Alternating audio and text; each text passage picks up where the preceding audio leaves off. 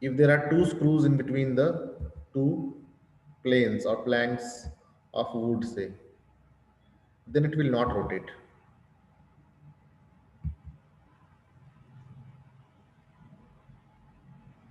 It will not rotate. So single bonded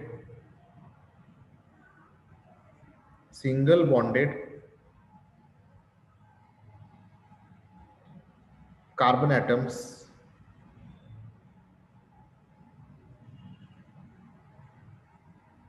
can rotate,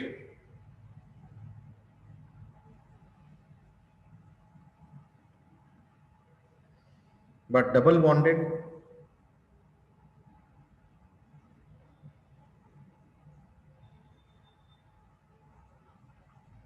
carbon atoms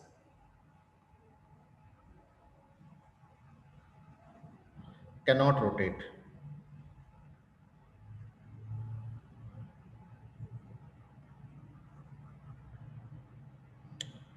So this kind of molecule shows rotatory isomers.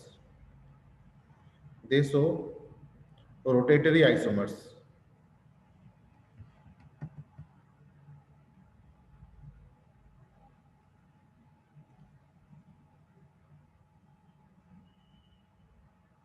That means if this is carbon,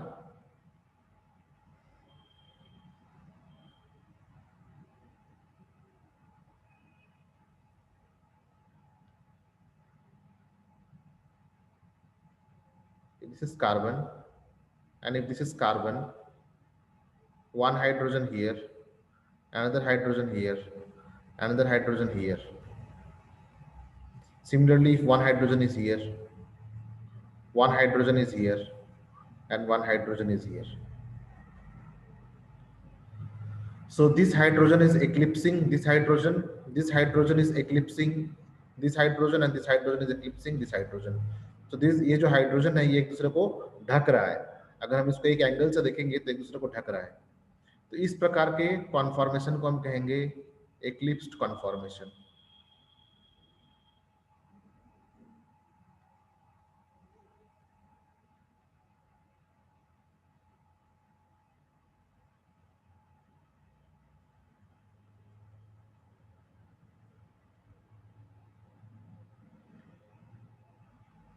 तो ये चूंकि ये rotate कर सकता है, इसलिए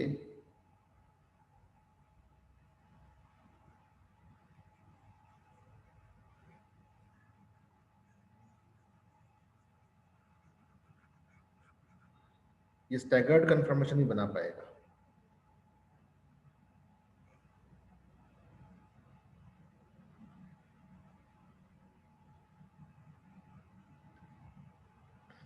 ऐसा भी हो सकता है कि एक हाइड्रोजन इधर, एक हाइड्रोजन इधर और एक हाइड्रोजन इधर आ जाए और इसका पहले का जैसा ही रहे ऐसे.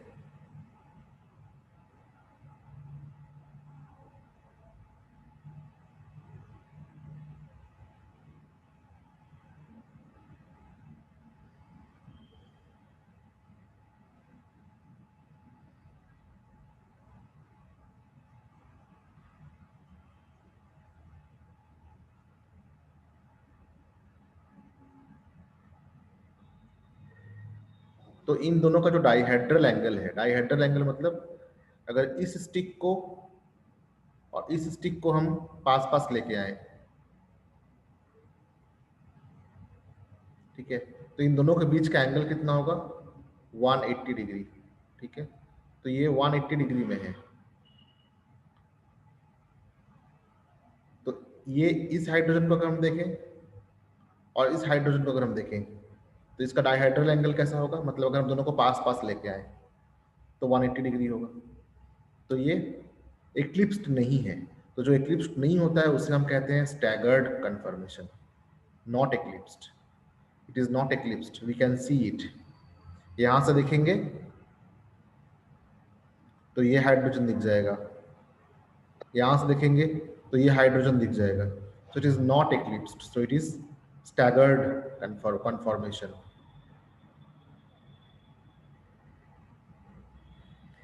It is staggered conformation.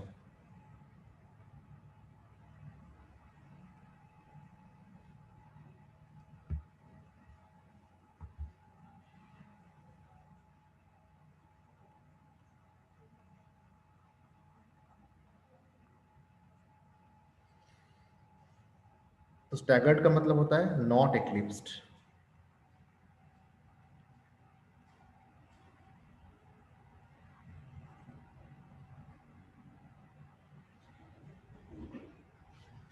अब इसके बीच में मतलब यहाँ पे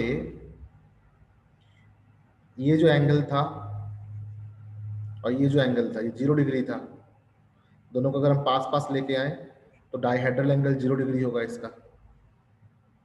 इसका डाइहेड्रल एंगल 180 डिग्री है. ये 0 से 180 डिग्री के बीच में infinite number of angles are possible. So such molecules will form skewed conformation.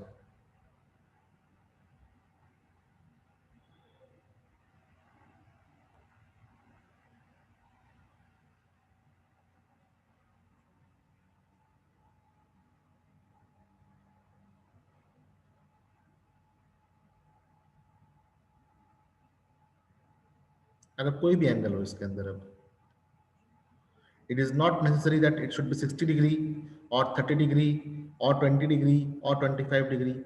Any angle between 0 degree to 180 degree हो.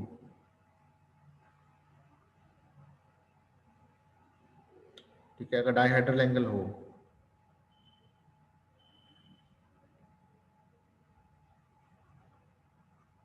तो इसे हम कहेंगे स्क्यूड कॉन्फॉर्मेशन.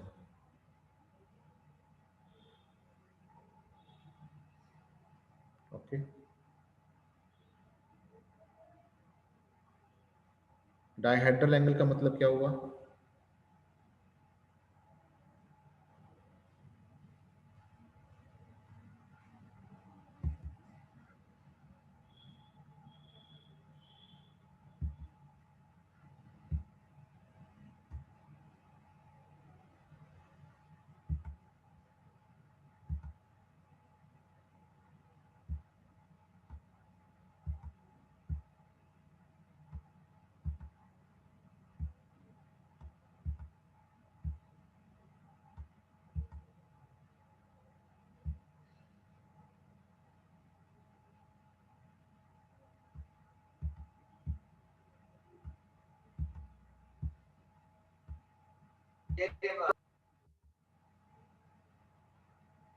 तो ये जो एंगल है, इस एंगल को अगर हम उठा के यहाँ पे लेके आए तो क्या हुआ? ये 0 डिग्री है ना. इसको हम यहाँ पे लेके आए, इस एंगल को यहाँ पे लेके आए, 0 डिग्री है. उसी प्रकार से इस एंगल को अगर हम यहाँ पे लेके आए तो ये भी 0 डिग्री है. 0 डिग्री एक के ऊपर एक कोइंसाइड कर रहा है. इस एंगल को अगर हम यहाँ पे उठा के लेके आए तो भी ये 0 डिग्री है, कोइंसाइड कर रहा है. ठीक है. तो इस प्रकार के एंगल को हम कहते हैं डाइहेड्रल एंगल. ठीक है. मतलब एज्यूम करते हैं कि ये डिस्टेंस है ही नहीं. अगर ये डिस्टेंस ना हो तो फिर ये जो स्टिक्स हैं, इन स्टिक्स के बीच में कितने एंगल हैं, उसे कहते हैं डाइहेड्रल एंगल. ठीक है. इसको देखने का एक और तरीका है. अगर यहाँ से हम टॉर्च लाइट प्रोजेक्ट करें तो यहाँ पे जो इसका प्रोजेक्शन बनेगा वो कैसा बनेगा?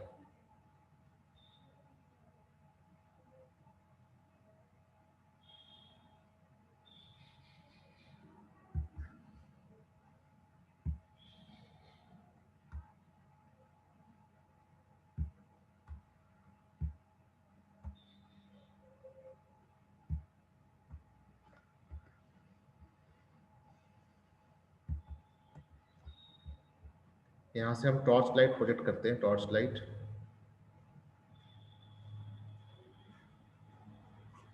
और यहाँ पे कोई स्क्रीन हो अगर,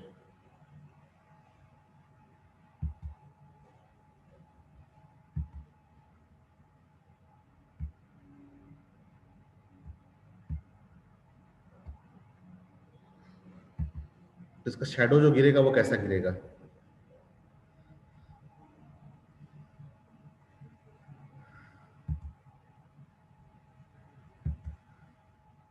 इसका शेडो ऐसा होगा, ऐसा,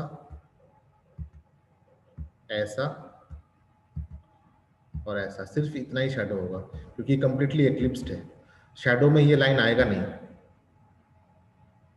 क्योंकि ये लाइट रे के एक्सिस में है। Okay, it is projection, shadow projection.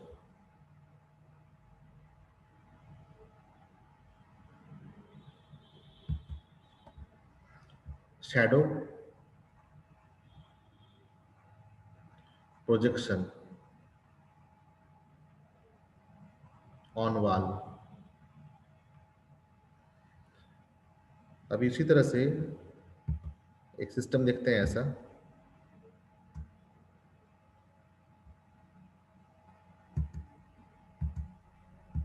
यहाँ पे एक हाइड्रोजन ऐसे,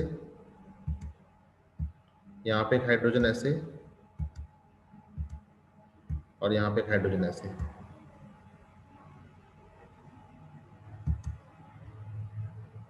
फिर यहाँ पे एक हाइड्रोजन ऐसे, यहाँ पे एक हाइड्रोजन ऐसे और यहाँ पे एक हाइड्रोजन ऐसे। अगर इसका हम टॉर्च लाइट प्रोजेक्शन करेंगे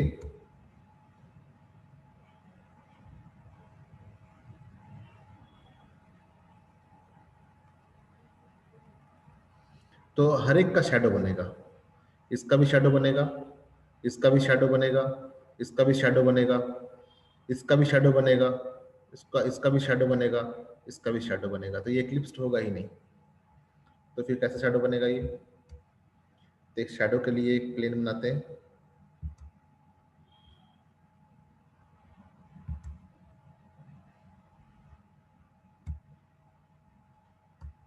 ये एक प्लेन और वॉल जिस पे इसका शेडो बनने वाला है।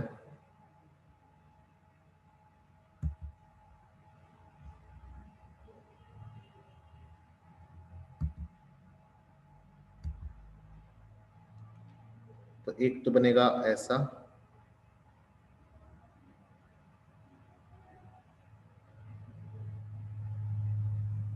ऐसा, और फिर इसका भी तो बनेगा शेडो, इसका शेडो भी तो बनेगा। इसका शेडो बनेगा ऐसे, इसका शेडो बनेगा ऐसे और इसका शेडो बनेगा ऐसे। लेकिन इन दोनों के बीच का जो कार्बन है, ये कार्बन दिखेगा नहीं हमें।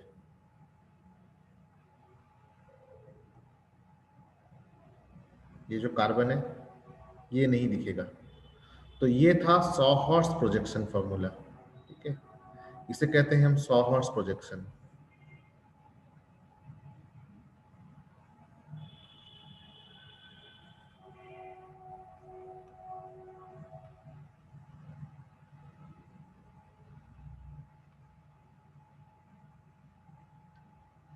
क्योंकि ये सी सॉ की तरह दिखता है और इसमें एक हॉर्स बैक भी दिखता है। और इस प्रकार प्रोजेक्शन तब दिखेगा हमें जब हम कार्बन कार्बन बॉन्ड के एक्सिस में टॉर्च लाइट नहीं देंगे। टॉर्च लाइट अगर हम साइड से देंगे तो हमें 100 हॉर्स प्रोजेक्शन दिखेगा। लेकिन अगर हम टॉर्च लाइट कार्बन के एक्सिस के एंगल से देंगे तो हमें इस प्रकार का प्रोजेक्शन फॉर्मूला दिखेगा। तो वो जो एक्सिस है, जिस एक्सिस से हमें कार्बन नहीं दिखता है, उसको हम दिखाते हैं एक सर्कल से। ये सर्कल,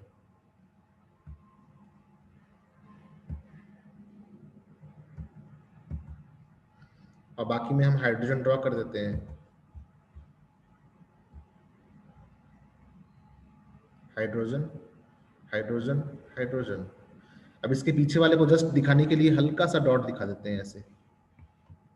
डॉट यहां से दिखाएंगे, एच, एच, एच। ये तो साफ साफ दिखेगा, सब स्टैगर्ड है। इस प्रकार के प्रोजेक्शन फॉर्मूला को हम कहते हैं Newman projection formula.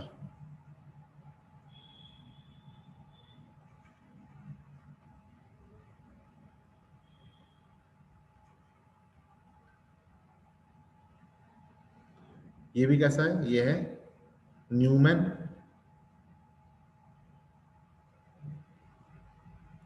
Projection formula. समझ में आ गया तो हैंड रेज करो।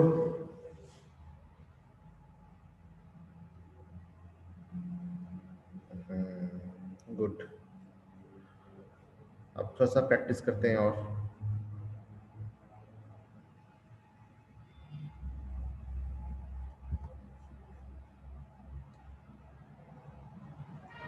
1 2 एंड 3। यहाँ पे मैंने ड्रॉ किया,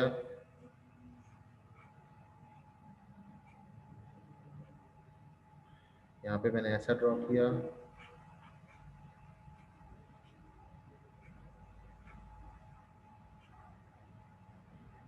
और यहाँ पे मैंने ऐसा ड्रॉ किया।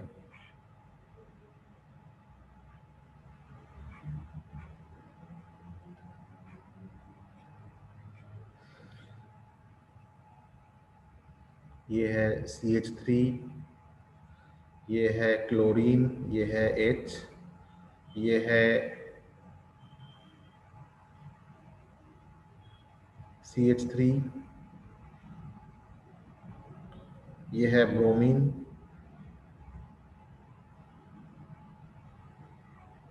और ये है OH। ये CH3, ये Br, ये H, नहीं सेम मॉलिक्यूल होगा, Cl और H, ये Br, CH3, OH, ये CH3, Cl, H, और ये Br, CH3, OH। मैंने ड्रॉ किया है क्या, एक्लिप्स्ड सॉहर्स प्रोजेक्शन। ये है स्टैगर्ड सॉहर्स प्रोजेक्शन, और ये है skewed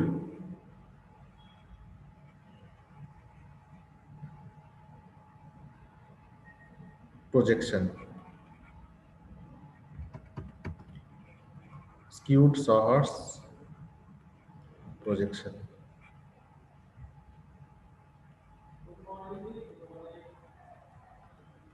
You have to do, you have to convert them, convert into Newman projection।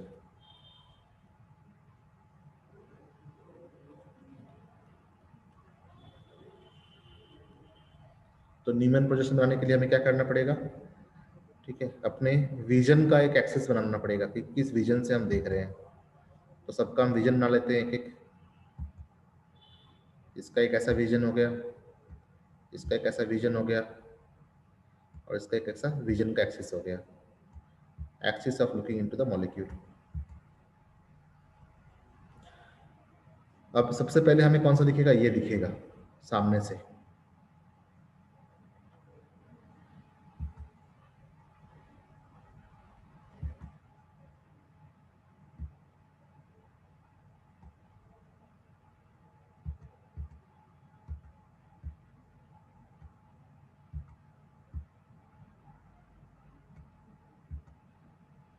उसके पीछे वाला जो होगा वो कौन सा होगा,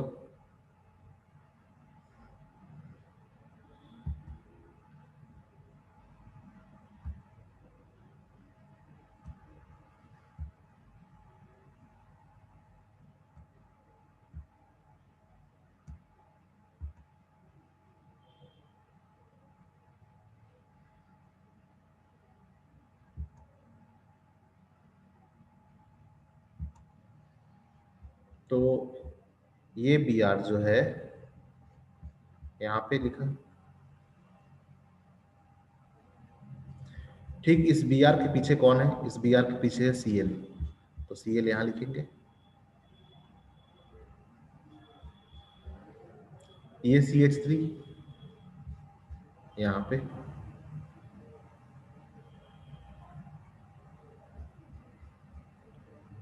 और इस सी एच थ्री के पीछे कौन है, ये सी एच थ्री है, सी एच थ्री लिख दिया। फिर इसके पीछे यहाँ पे क्या क्या है, यहाँ पे ये वाला ओ एच है, ये ओ एच लिख दिया। और इस ओ एच के पीछे क्या है यहाँ पे, ये एच है, यहाँ पे एच लिख दिया। Is it clear?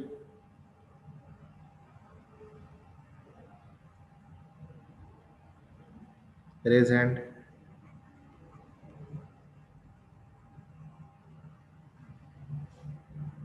Very good. उसी प्रकार से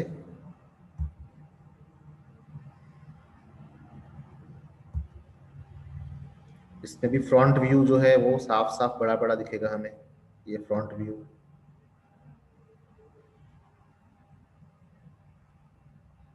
इसके पीछे वाला दिखेगा नहीं हमें,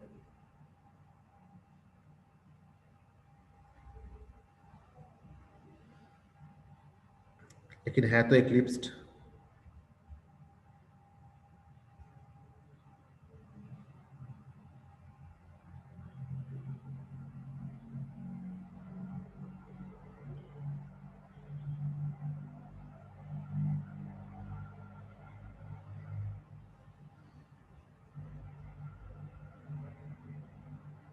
यहाँ पे मैंने क्या गड़बड़ किया है, जो फ्रंट वाला है, ये फ्रंट वाला ये लाइन नीचे की तरफ है, हमने ऊपर कर दिया, तो ये रॉन्ग हो गया। तो चलो इसको ठीक करते हैं।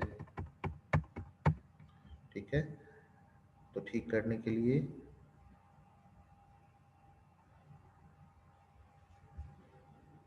ये जो लाइन है इसको हमने यहाँ दिखाया, ये जो लाइन है इसे हमने यहाँ दिखाया, और ये जो लाइन है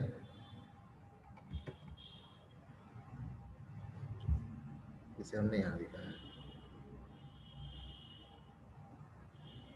इसके मॉलिक्यूल्स को भी लिख देते हैं। ये बी आर है यहाँ पे, यहाँ सी एच थ्री है, और यहाँ पे ओ एच। अब इसके पीछे में कैसा है,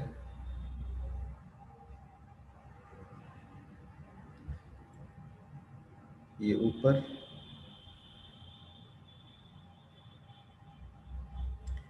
एक इधर क्लोरीन और एक इधर क्लोरीन। तो इस वाले को,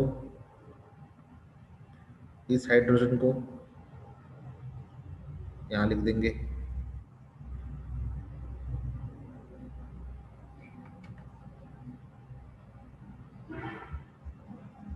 इस क्लोरीन को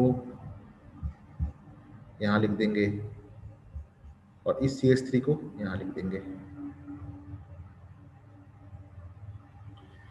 तो हुआ ना, इस ये सी एच थ्री और इस सी एच थ्री के बीच का जो एंगल हुआ, एकदम ऊपर नीचे वाली बात हो गई ना, 180 डिग्री। और यहाँ पे कितना है ये तो मुझे दिखाने के लिए थोड़ा डिफरेंट दिखाना पड़ रहा है, but they are coinciding. Okay, they are coinciding.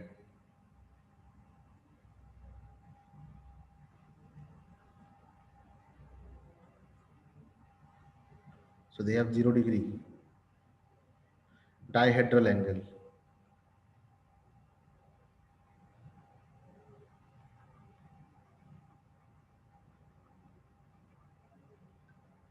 They have 180 degree dihedral angle.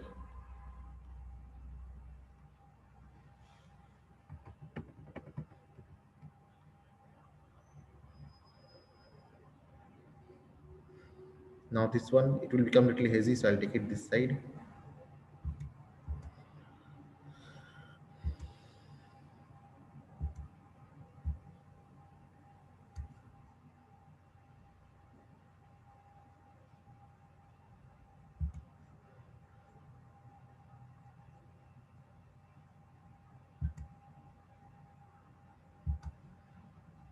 यहाँ पे कुछ ऐसा ड्रॉ किया गया है, ऐसे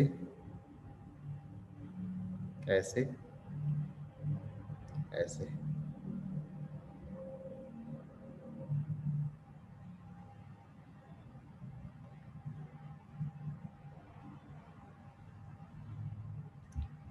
ये CH3 यहाँ पे है,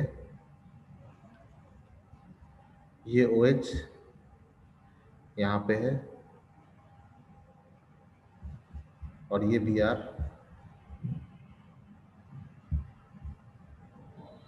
यहाँ पर है।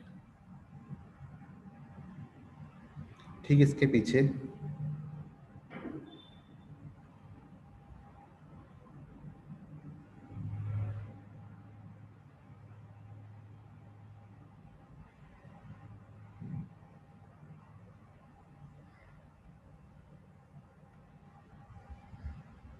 ये CH3 यहाँ पे,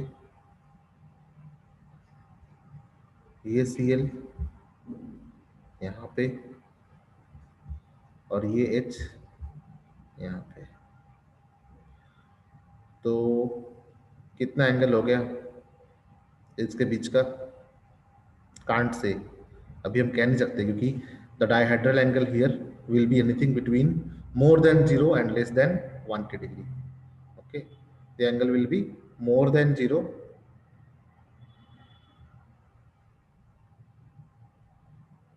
but less than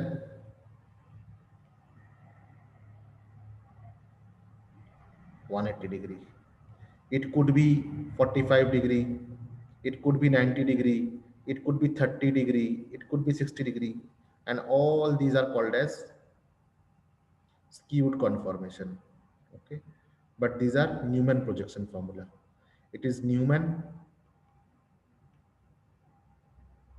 eclipsed, it is Newman staggered, and this is Newman skewed.